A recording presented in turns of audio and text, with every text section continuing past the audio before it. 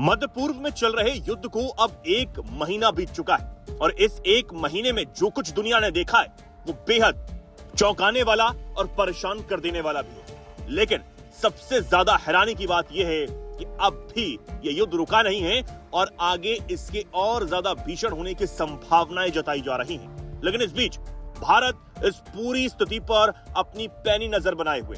हालांकि प्रधानमंत्री नरेंद्र मोदी ने आज मासिक रेडियो कार्यक्रम मन की बात के 132वें एपिसोड में इस चल रहे युद्ध का जिक्र किया और इस पर चिंता भी जाहिर की। उन्होंने कहा कि कैसे मार्च का यह महीना वैश्विक स्तर पर बेहद चुनौतीपूर्ण रहा है।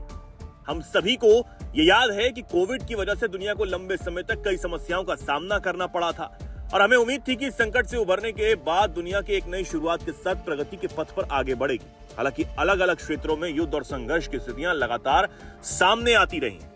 साथ ही उन्होंने खाड़ी देशों में रहकर काम करने वाले लाखों भारतीयों के लिए चिंता जाहिर की और इसी के साथ खाड़ी देशों का आभार भी जताया कि किस तरह वो भारतीयों की मदद कर रहे हैं। साथ ही उन्होंने इस संघर्ष की वजह से प्रभावित होने वाले ऊर्जा जरूरतों पर भी चिंता जताई और कहा कि दुनिया भर में पेट्रोल और डीजल का संकट पैदा हो रहा है, लेकिन भारत ने अपनी क्षमताओं की बदौलत तमाम चुनौतियों का डटकर सामना किया है और कर रहा है। साथ ही उन्होंने देश के नागरिकों से एकजुट रहने और इस मुद्दे का राजनीतिकरण न करने का भी आग्रह किया है और साथ ही कहा है कि अफवाहों को फैलने से रोकें और डटकर साथ में खड़े रहें। सुनिए प्रधानमंत्री नरेंद्र मोदी ने मन की बात के इस एपिसोड में और क्या कुछ कहा। मार्च का ये महीना वैश्विक स्तर पर बहुत ही हलचल भरा रहा है।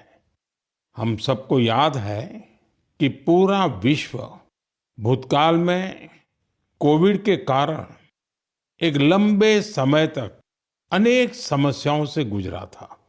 हम सभी की अपेक्षा थी कि कोरोना के संकट से निकलने के बाद दुनिया नए सिरे से प्रगति की राह पर आगे बढ़ेगी। लेकिन दुनिया के अलग अलग क्षेत्रों में लगातार युद्ध और संघर्ष की परिस्थितियां बनती चली गई। वर्तमान में हमारे पड़ोस में 1 माह से भीषण युद्ध चल रहा है। हमारे लाखों परिवारों के सगे संबंधी इन देशों में रहते हैं, खासतौर पर खाड़ी देशों में काम करते हैं। मैं गल्फ कंट्रीज का बहुत आभारी हूं। वे ऐसे 1 करोड़ से ज्यादा भारतीयों को वहां पर हर प्रकार की मदद दे रहे हैं। साथियों, जिस क्षेत्र में अभी युद्ध चल रहा है वह क्षेत्र हमारी ऊर्जा आवश्यकताओं का बड़ा केंद्र है। इसकी वजह से दुनिया भर में पेट्रोल और डीजल को लेकर संकट की स्थिति बनती जा रही है।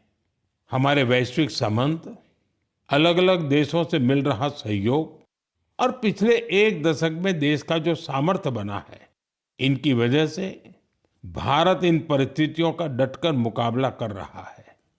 साथियों, निश्चित तौर पर यह चुनौतीपूर्ण समय है। मैं आज मन की बात के माध्यम से सभी देशवासियों से फिर यह आग्रह करूंगा कि हमें एकजुट होकर इस चुनौती से बाहर निकलना है। जो लोग इस विषय पर भी राजनीति कर रहे हैं, उन्हें राजनीति नहीं करनी चाहिए।